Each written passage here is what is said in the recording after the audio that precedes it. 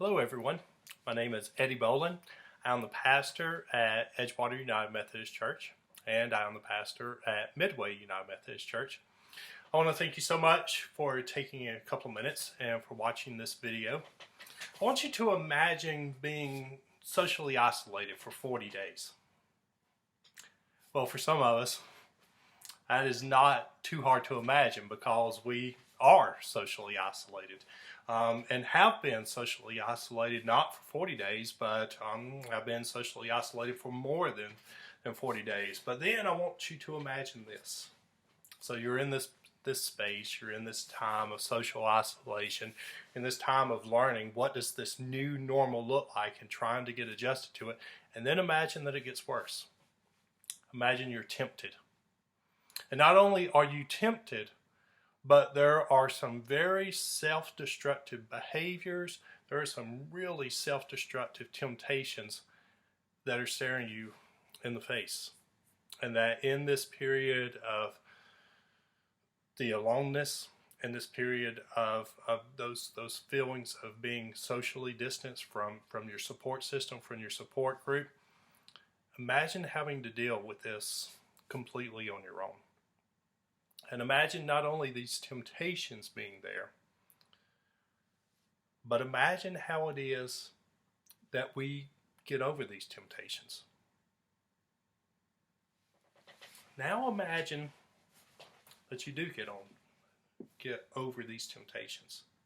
And not only do these self-destructive behaviors and temptations that seem to manifest even in this space of social distancing, but not only do you get over them, but you actually find some connection that comes in your own spirit, some connection that comes from God's, who freely, willingly gives you God's own spirit that comes into your heart and life. And not only do you come through these temptations and survive these temptations and get through them, but you actually come with a greater sense and a greater spirituality that you have that is more robust, that is more engaging than you had even before we started this time of social distancing together.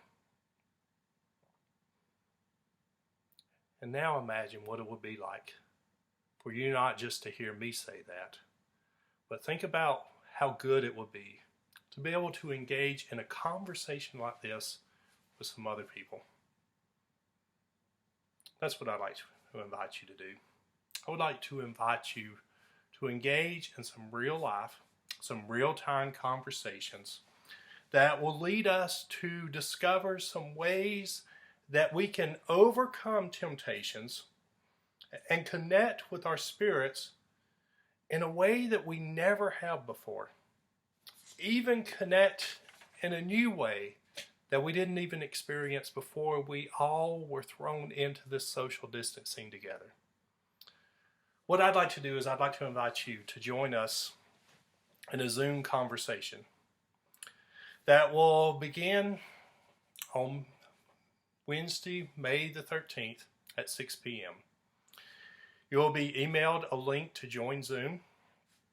And if you have never used Zoom, you will be prompted that when you will be prompted in your email to click on the link, and it will say Zoom on it.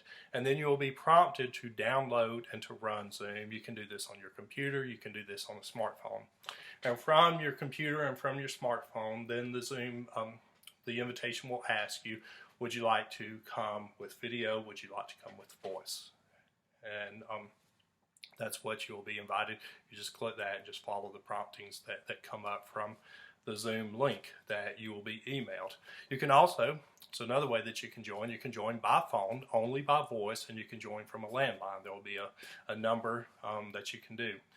It is password, just to let you know if you're a little bit unfamiliar with Zoom. It is very easy to use. It is password protected. It is completely safe. And it is so easy to use that this is one of the things that I've been using on a weekly basis now since we've come into this time of quarantine.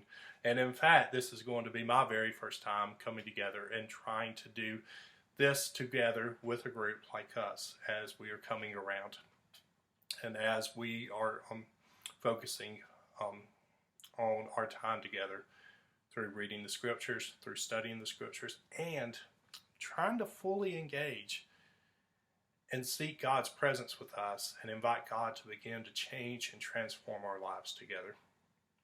We'll place at the center of our conversation on Zoom a place in the New Testament, Luke chapter 4. And in Luke chapter 4, we will see 3 instances where Jesus is tempted to engage in some very specific and very unique, which is the way that temptations work in our lives, very specific, very unique ways of self-destructive behavior that is presented to him. Then we will see how on the other side that Jesus manifests this spiritual power that comes to him that is stronger than all of these temptations, and it is a power that is stronger in his life than it was before he even came into this time of temptations.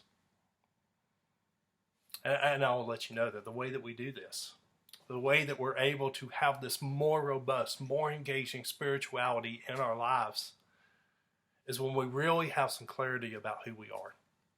You see, for Jesus, it was that Jesus knew from his baptism, that time when John the Baptist poured water on his head, he knew that from that moment that he was the Son of God. And so he came once he got clarity in those temptations and said, this is who I am. That's how he was able to overcome. Also, he was in touch with the spiritual power, a power that came to him. It was a holy power that came over him and that connected in his spirit. And those are the same things that we are all offered.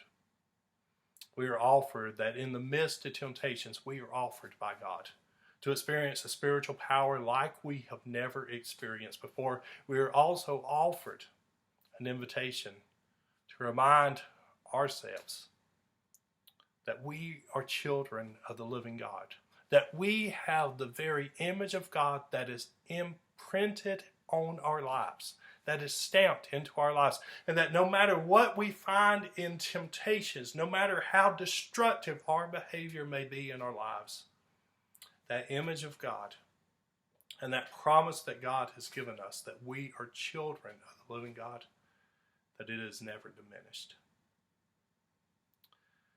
And so after we do this, after we spend some time having conversations and really making it specific for our lives and engaging with this kind of robust spiritual power, then we're going to pivot and still take about an hour as we're meeting together on Zoom, but we're going to pivot. We're going to make a shift to pivot to our communities and even coming back together.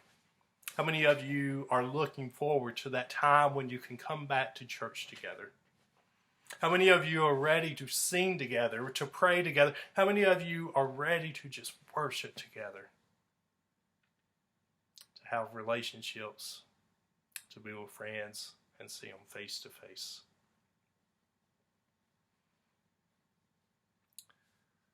But we'll pivot to that time that we have when we're able to come back together. And we'll look at Jesus too, who over those temptations with this spirituality that was more robust after the temptations than it was before he entered into those temptations. With that kind of spiritual power, we'll see with how Jesus went into his neighborhood, how Jesus began to engage in his community. He found himself in the synagogue. He found himself, in fact, in the synagogue, and he was given the opportunity to preach. And his preaching upset the crowd so much that at the end of his preaching, we will see once again in Luke chapter 4, we will see Jesus being shown the door of the church and even being chased to the very edge of a cliff where people were ready to throw him over the cliff. And so in spite of misunderstandings, to put it mildly, misunderstandings that happen oftentimes in churches, there are opportunities that the church has. There are opportunities that our church has right now. And so what we will also do is we'll make this pivot, and after we talk about the way that we're able to overcome self-destructive behaviors, the way that we're able to overcome temptations, we'll then pivot and we'll talk about 3 opportunities that the church has right now. in this midst of social distancing, in this midst of self-isolation, in the midst of quarantine. Because there really are opportunities that our church has to engage our community and engage our neighborhood right now. And so you're invited. You're invited to join us on Zoom. Like I said, just engage with us. You can leave a message here. You can put a comment on the Facebook page. You can send a message through Messenger. You can call the church and leave a message. You can email the church. You can email me. You can also text me or call me, and then you will be invited. You will be given the link. We've already begun sending out those links throughout the church. But like I said, it's very easy to use.